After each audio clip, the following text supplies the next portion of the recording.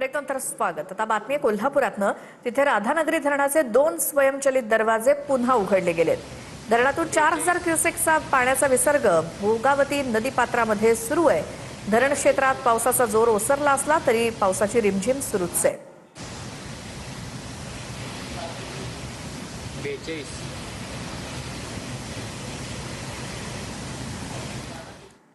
तर ठाणे जिल्ह्याची तहान भागवणारं बारवी धरण हे 95% भरलंय। धरण पूर्ण भरण्यापूर्वीच दरवाजाच्या खालनं पाण्याचा विसर्ग सुरू झालाय।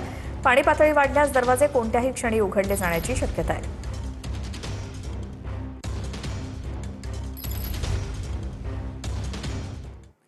पर्यटनासाठी प्रसिद्ध असलेल्या सिंधुदुर्गाच्या आंबोलीतील धबधबा हा पर्यटकांसाठी तात्पुरत्या स्वरूपात बंद करण्यात आलाय।